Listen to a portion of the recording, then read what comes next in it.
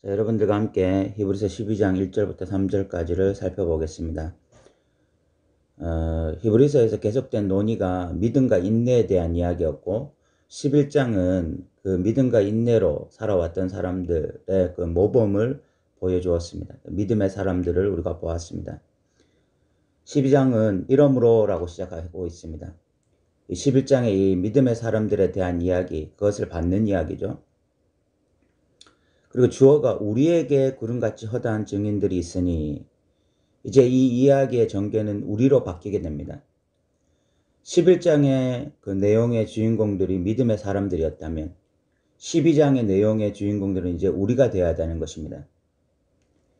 성경은 이것을 원하는 것입니다. 성경이 11장에서 믿음의 사람들을 열거한 이유는 믿음의 영웅들을 소개하기 위한 것이 아닙니다.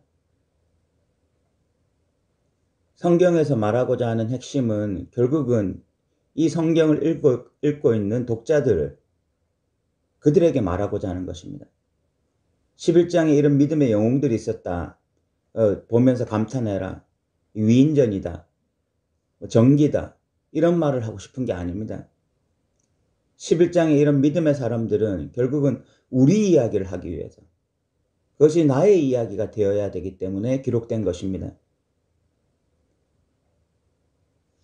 성경에 있는 많은 이야기들, 홍해를 건넌다든지 여리고성을 무너뜨린다든지 사자굴 속에서도 살아남는다든지 그런 이야기를 들으면서 마치 전래동화처럼 감동을 받고 교훈을 얻고 그것이 핵심이 아닙니다. 결국은 그런 이야기가 나의 이야기, 우리의 이야기가 되지 않으면 아무것도 아닌 것이죠. 성경을 전래동화처럼 읽지 않기를 바랍니다. 이솝우화처럼 읽지 않기를 바랍니다. 성경이 우리의 이야기가 될 때만이 성경은 성경이 되는 것입니다. 성경은 그렇게 하기 위해서 기록되어진 것입니다. 오늘날 우리에게 말씀하시기 위해서 기록된 거예요.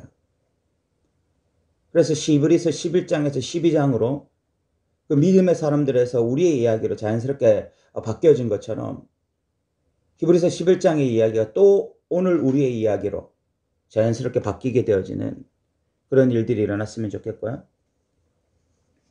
1절에 보면 이러므로 우리에게 구름같이 허다한 증인들이 있으니 11장에 열거했던 그 믿음의 사람들이 있으니 모든 무거운 것과 얽매기 쉬운 죄를 벗어버리고 인내로서 우리 앞에 당한 경주를 하며 라고 말을 하고 있습니다.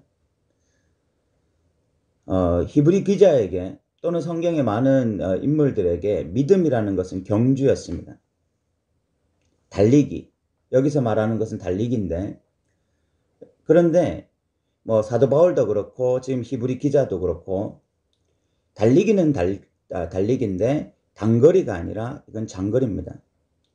왜냐하면 인내로서 경주를 한다. 단거리 선수에게 중요한 것은 인내가 아닙니다. 속도죠, 속도. 빠른 속도로 달리는 것이 중요합니다. 인내로서 달리기 하는 것은요, 장거리, 마라톤을 의미하는 것입니다. 믿음이라고 하는 것은요, 장거리 마라톤과 같은 것입니다. 오랜 시간 지속적으로 똑같은 페이스로 달리는 것이 중요해요. 똑같은 속도로 오랜 시간을 달릴 수 있어야 됩니다. 그것이 중요한 것이지 단거리 선수처럼 순간적인 스피드를 내고 순간적인 속도를 내는 것이 중요한 것이 아닌 것입니다. 오늘날 많은 이 기독교인들이 순간적인 속도는 잘 냅니다. 순간적으로 뜨거워지는 거 잘합니다. 순간적으로 봉사하고 순간적으로 열심 내는 거 다 잘합니다. 중요한 것은 그 페이스로 그 속도로 꾸준하게 한결같이 다름질하는 것이 안 되는 거죠.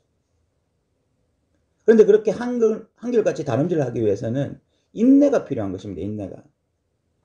그래서 신앙생활은 단거리가 아니라 장거리이기 때문에 인내라고 하는 성령의 열매 없이는 결코 다름질할 수가 없습니다.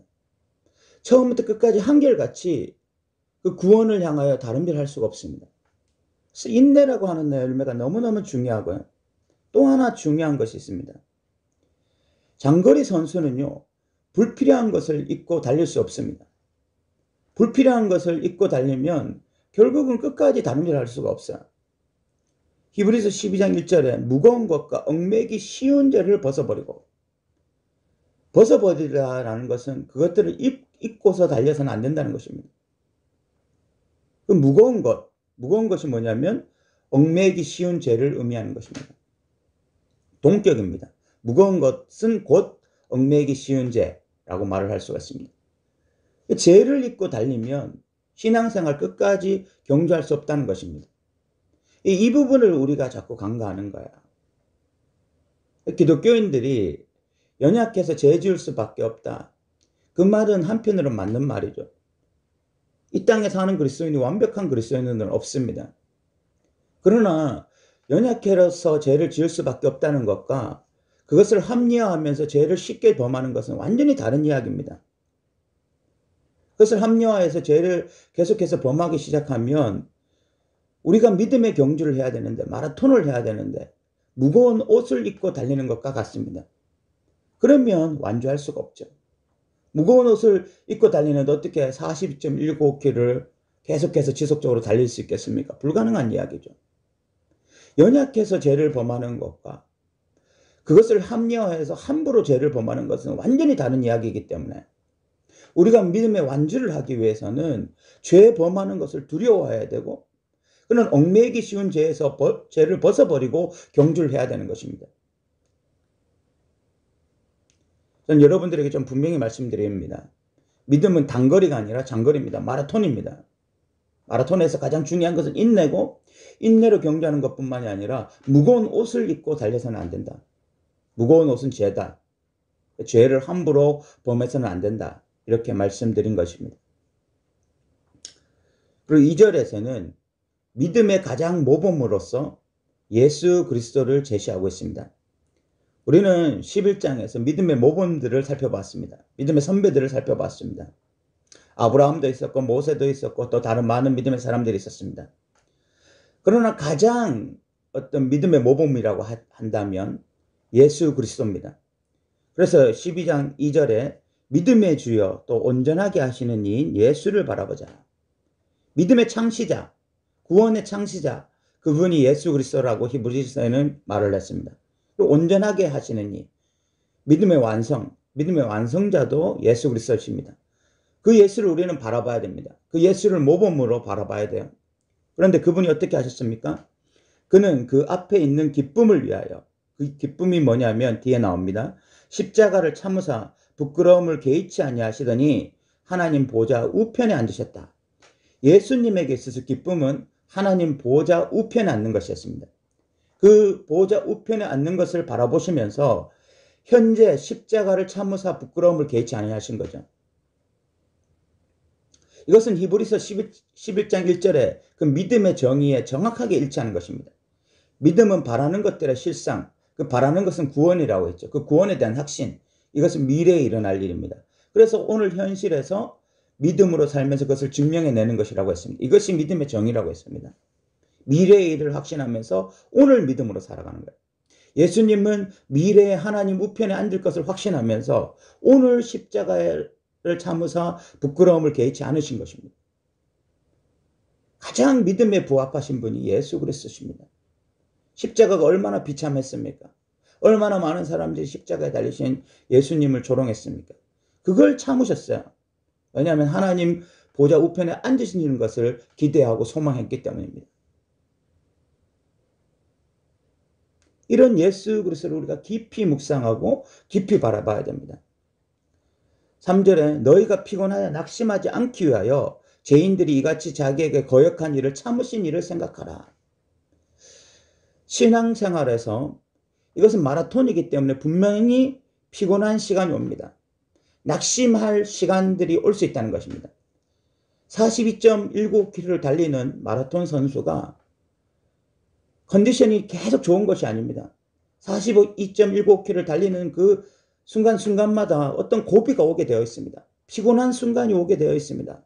낙심할 순간이 오게 되어 있습니다. 포기하고 싶은 순간이 오게 되어 있습니다. 그러나 마라톤 선수들은 그 결승점에 도달할 것을 기대하고 소망하면서 그렇게 피곤한 순간들을 이겨나가는 거예요. 이겨나가는 것이지 결코 그것이 그냥 편안하고 그냥 남들 뭐 100m 뛰듯이 1000m 뛰듯이 그냥 너무 편안하게 뛸 수 있어서 뛰는 게 아니거든요. 마라톤 선수들이 결승점에 들어오면 어떻게 합니까? 제일 먼저 쓰러지잖아요. 그만큼 힘들고 어렵습니다. 중간에 피곤한 순간들이 와요. 그러나 예수 그리스도가 이 땅에 사시는 동안 그 피곤하고 낙심할 그 상황에서 예수 그리스도는 죄인들이 이같이 자기에게 거역한 일을 참으셨습니다. 하나님 우편에 앉을 것을 생각하면서 그렇게 하셨어요. 그래서 예수 그리스도를 깊이 생각하면서 우리에게 신앙적으로 피곤한 순간이 오고 낙심할 순간이 오고 좀 그만 달렸으면 좋겠다. 나 이제 달리기 좀 포기하고 싶다. 믿음으로 달리는 거 포기하고 싶다. 이제 인내 그만하고 싶다. 나도 그냥 이 땅에서 대충 살고 싶다 그냥. 이렇게 생각할 순간에 예수 그리스도를 깊이 묵상함으로 다시 끝까지 경주해야 된다는 것입니다. 중간에 낙심하는 성도들이 너무 많아요. 중간에 이 달리기를 포기한 성도들이 너무 많습니다. 처음에는 뭐 연약해서 부족해서 그래서 죄를 좀 짓다가 죄를 짓기 시작하니까 이게 무거워지고 그러니까 피곤해지니까 이제 더 이상 달리기 싫고 그래서 중간에 이 달리기를 포기하고 그냥 겨우 주일날 교회 나오고 겨우 주일날 그냥 좀 봉사나 좀 하면서 겨우 신앙의 어떤 명목을 유지해 가는 사람들이 너무 많습니다. 평일의 삶을 보면 마치 에스겔 골짜기처럼 죽은 뼈다귀처럼 그렇게 신앙의 흔적들이 없는 그리스도인들이 너무너무 많은 것입니다. 사랑하는 성도 여러분, 오늘 1절부터 3절까지를 살펴봤는데 신앙은 마라톤입니다. 마라톤에서 중요한 것은 인내입니다. 그리고 무거운 옷을 입지 않고 달리는 것입니다. 무거운 옷은 죄입니다. 죄를 벗어버려야 돼요. 우리가 이렇게 끝까지 다름질해야 되는데 우리의 모범은 예수 그리스도입니다. 예수 그리스도는 이 땅에 사셨을 동안 한 번도 이 마라톤 코스에서 이탈하신 적이 없습니다. 그리고 끝까지 그 목표점을 향하여 끝까지 다름질하셨습니다. 한 번도 페이스를 놓치지 않고 한 번도 코스를 놓치지 않고 끝까지 다름질하신 분이 예수 그리스도십니다. 중간에 얼마나 많은 모욕과 멸시를 받았습니까? 얼마나 많은 거절을 당하셨습니까? 얼마나 자기를 피곤하게 하고 낙심할 일들을 당했습니까? 그러나 예수님은 그것을 개의치 아니하시고 하나님 보좌 우편에 앉을 것을 소망하시면서 끝까지 그 길을 다름질하셨습니다. 이분이 우리의 모범입니다. 우리의 신앙도 이래야 됩니다. 우리의 구원의 완성은 출발점에만 있는 것이 아닙니다. 그 다름질하는 과정에도 있는 것이고 결심정에 도착하는 것까지 그 모든 과정이 구원의 과정입니다. 우리 성도들은 이 마라톤 코스, 우리 신앙의 코스를 끝까지 경주하고 코스를 이탈하지 아니하고 결국은 완주하여 하나님과 함께 하나님 보좌 우편에 앉아 이 땅을 통치하게 되고 다스리게 되는 믿음의 사람들 되시기를 주님의 이름으로 부탁드립니다. 들어주셔서 감사합니다.